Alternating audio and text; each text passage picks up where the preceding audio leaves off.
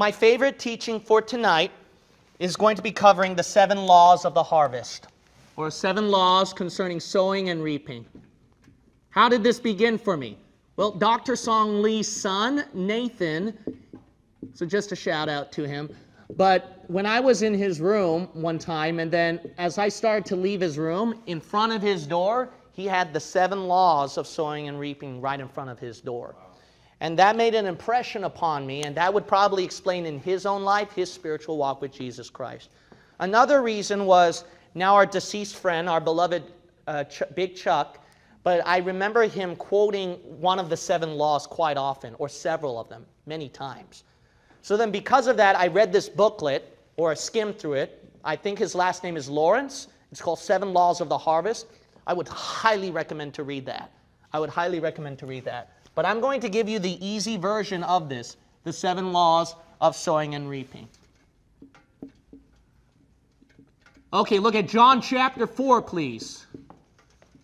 Look at John chapter 4. The first thing you must understand is you reap what you did not sow. You might say, how so, Pastor? Okay, so remember what sowing and reaping is. Whatever you do in this life, sowing, you're going to gain the consequences in return. That's reaping. So that is inevitable, and even secular people realize that every action must have a consequences. There are philosophical arguments for that as well concerning cause and effect. So this is undeniable. This is a law of nature. So notice right here, when you do things, notice right here that you're going to gain things in this life that you did not even do. Really, Pastor? Yeah. You know what the simple answer to that is? The simple answer to that is look at John chapter 4. And notice what Jesus said to his disciples right here. You'll notice in verse 35, say not ye, there are yet 4 months, and then cometh harvest? Behold, I say unto you, lift up your eyes and look on the fields, for they are white already to harvest. So look at all this you're going to gain. And he that reapeth receiveth wages, and gathereth fruit unto life eternal. That, look at this, that both he that soweth and he that reapeth may rejoice together. And herein is that saying true, one soweth and another reapeth. I sent you to reap that whereon ye bestowed no labor. Other men labored, and ye are entered into their labors. A great example is the Bible believers who laid out before us to give us Bible-believing truth and doctrine. And we're reaping what we did not sow. These people, martyrs, have bled and died to preserve the Word of God. And then scholars like Scofield Larkin and Dr. Ruttman sacrificed a lot in their lives to give us this teaching. You onliners have gotten this teaching online for free through great sacrifice of some of the people. So you people in this church got to realize this. You are reaping what you did not sow. So this is something where you got to treasure, not reject. Not think church is an option or a work. No, you're reaping what you did not sow. Here's another example. Amen. That's good. Isn't that the same true, though, for sin? Isn't that the same true for sin? Yeah. Why? Because what happens is that you're reaping the consequences what you did not sow. For example, your family member. And when a family member sins, it hurts you who's innocent of the sin. That's a law of nature. Any sacrifice or hurt that I may have gone through or you may have gone through in your life, you don't have to feel bad about that because somebody else may reap what you've worked hard and labored upon. If I get no fruit in my ministry, there will be fruit, I guarantee you that. Someone else is just reaping it, not me. I'm the one doing the sowing. You know why? Because the Bible says God gets the increase. Amen. But the greatest example, I got to get going, but I want to say this last one. Matthew chapter 6, I think, Matthew 6, it talks about the greatest thing. So the birds of the air, they don't sow, but they still reap. They gain the benefit. And then God says, are not even ye more precious than the birds? You know what the greatest example of that is? Jesus Christ bled and died for you, and he sowed so much where you reap. Oh, wow. Now that should humble you. And that should put you on the altar before I even jump to the 7th law right here. All right, that's why I love this teaching right here. You ready for this one? All right, the next one, you're going to reap. You reap in kind what you sow. You're going to reap in kind what you sow. All right, let's look at the book of Hosea, and then as well as Galatians 6, please. We're going to look at Hosea, and we're going to look at the book of Galatians chapter 6. Okay, what does that mean, Pastor? What that means is this, is that when you're sowing something bad in your life, then it is a guarantee that you're going to have to reap evil in your life. Now, you might say, well, that's a no-brainer, Pastor. No, you don't have a brain. You don't think like that. You might say, what do you mean, Pastor? Because you think that because you went to church, you did soul winning, and you helped out the pastor so much, you're not going to reap the consequences of your drinking problem that you had before, or your fornicating problem that you had before. See, you got to realize this. Just because you do a lot of good things, you sound like a Catholic. Oh, I did these many good things, so I'm going to go to heaven. No, what about these sins that you commit in your life? Yeah. That's why our salvation is found on the faith of Jesus Christ, not by our works. But now in our physical life, you got to realize this. You have to reap in the same kind. You have to reap the same in kind what you sowed. There's no way around it. So look at the book of Galatians chapter 6. And then 8 through 9 is the famous passage. But then I think as well as verse 7, what did it show? It shows, be not deceived, God is not mocked. Look at that. You can't run away from God. For whatsoever, see what you sow, whatsoever a man soweth, that shall he what? Also reap. For he that soweth to his flesh shall of the flesh reap corruption. See that? There's no way around it. But he that soweth to the Spirit shall of the Spirit reap life everlasting. So notice right here that it's not just the same for evil, it's the same thing for good as well. If you sow many good things in your life, it's a guarantee you're going to reap the same good things in return. That's what God promised to you. Now another thing is this, is that you reap in kind what you sow. And then you reap at a different time.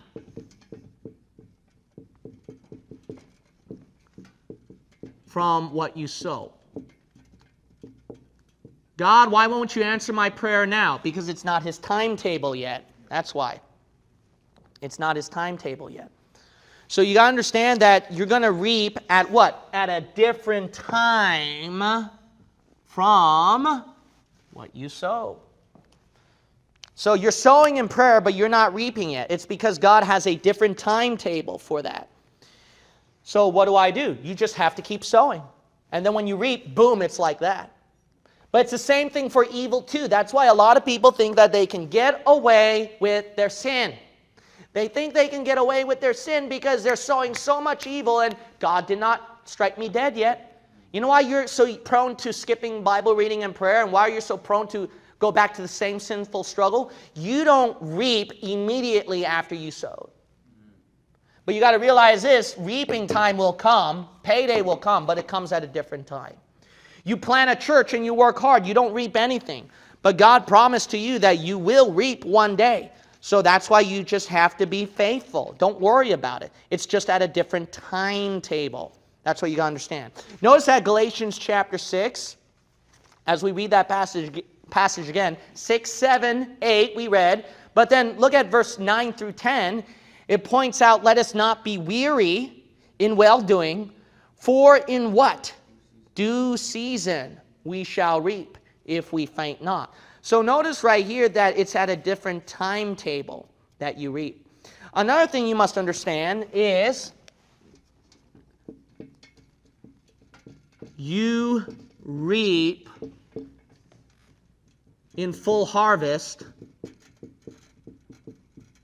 when faithful.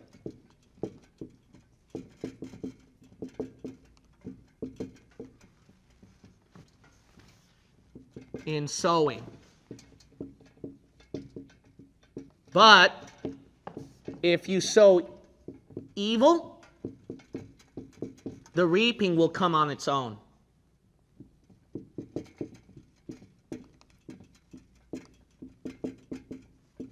You might say, really? Yep.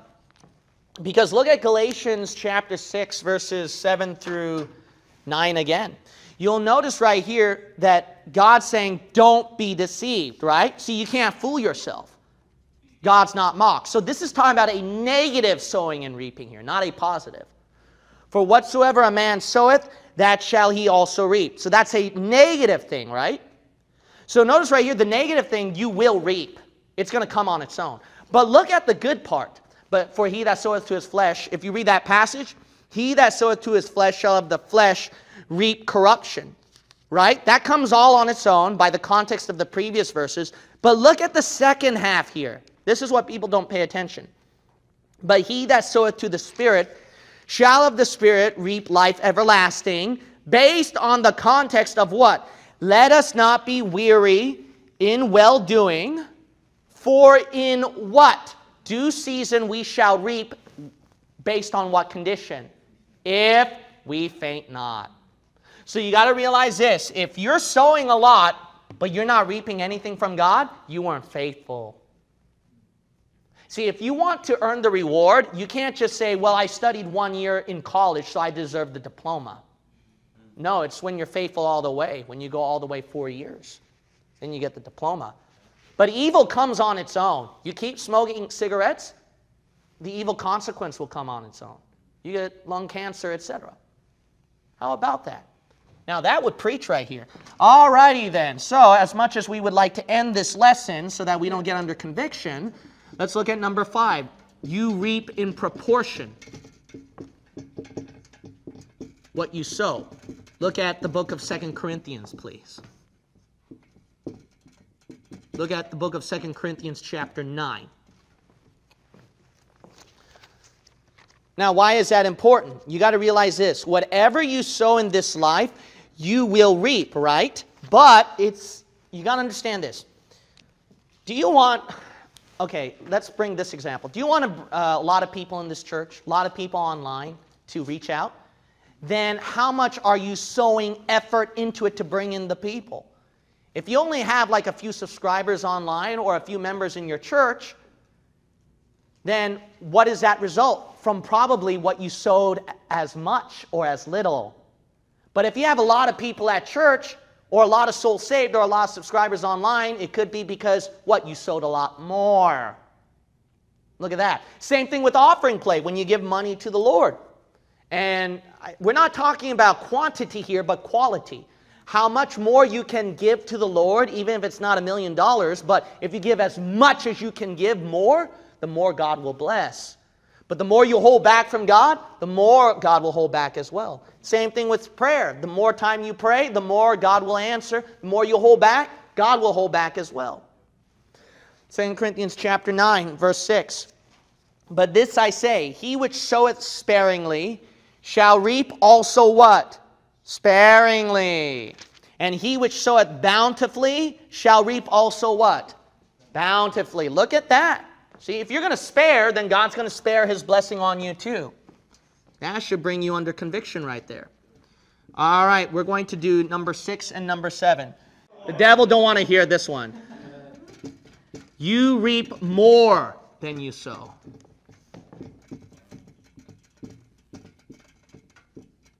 Really, Pastor? That's right. So, a great example is that you might think, oh, this sin is harmless to me, so it's not a big deal. But the Bible shows right here that no, when that sin may not be as harmless as you might think. That little sin actually brings a huge consequence. No wonder Satan wanted me to forget that one. Hosea chapter 8. Hosea chapter 8. And then Hosea chapter 10. So we're going to close it right here. Hosea 8 and Hosea 10, and then we'll call it a night. So remember this, you reap more than you sow. That's why sin is not a game. So you better be careful what you sow, my friend. You can reap more than you sow. But it's the same thing in a good way as well. You never know that the track you pass out will be beyond your wildest expectation of a soul getting saved automatically like that. So this is both a positive and a negative phrase. So you better be careful what you sow. Okay, let's look at Hosea chapter 8. We'll read verse 7. For they have sown the wind, and they shall reap the wind. Did I read that right? They shall reap the whirlwind. It hath no stalk, the bud shall yield no meal. So you think that you can keep messing around with sin? Go ahead. Hosea chapter 10. Hosea 10. You reap more than you sow. Remember that. All right. Here's something you can do. You can reap now, not before. What do I mean by that? Before, you may have messed up. You didn't know about this teaching. Perhaps this is your first time. And you're like, I messed up. So I'm sowing and reaping. I didn't get this right. Well, you can't whine about before. Why don't you start reaping now? Amen. Last year's harvest may have been bad, but we can do something about this year's harvest.